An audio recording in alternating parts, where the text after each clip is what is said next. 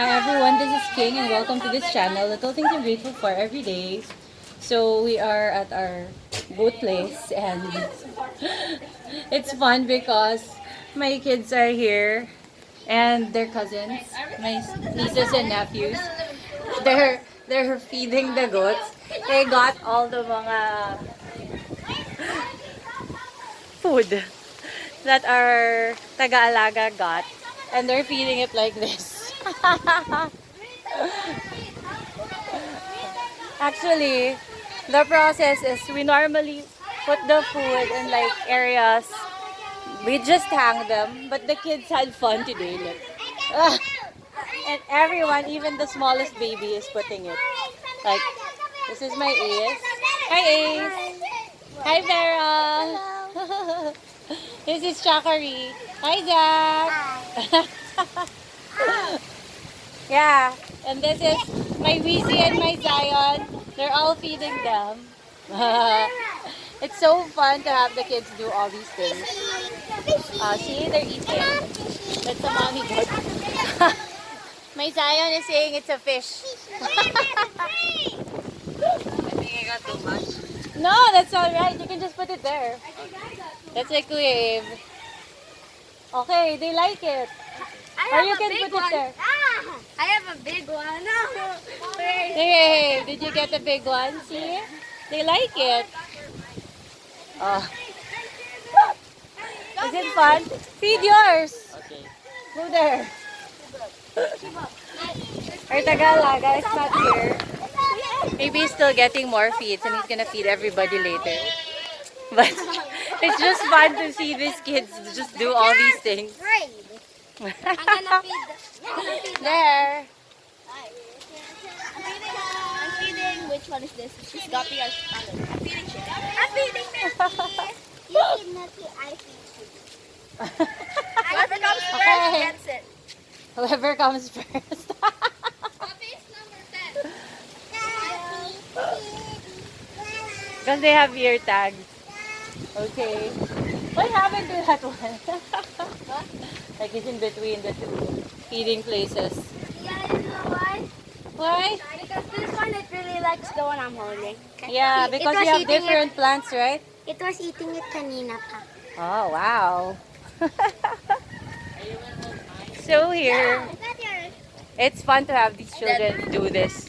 Diba? Do you like it? Do you like it, Weezy? I will be chili.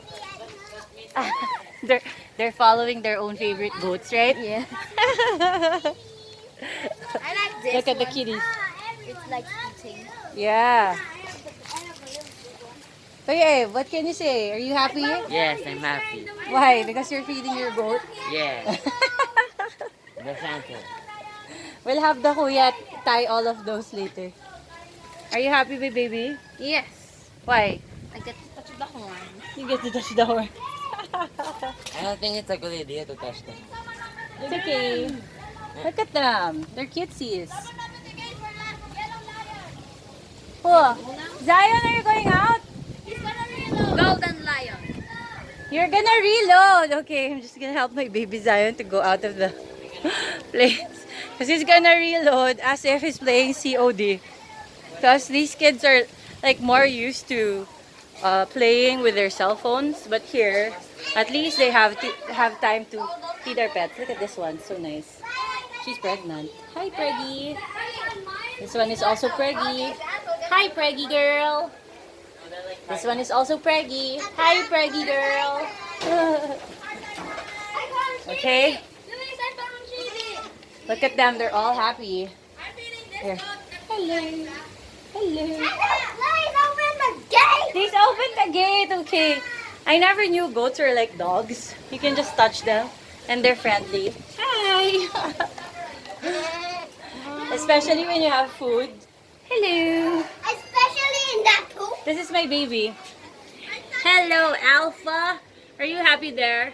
Alpha is inside and he's just happy on his own. Right? Oh. Hi, Alpha. Are you happy?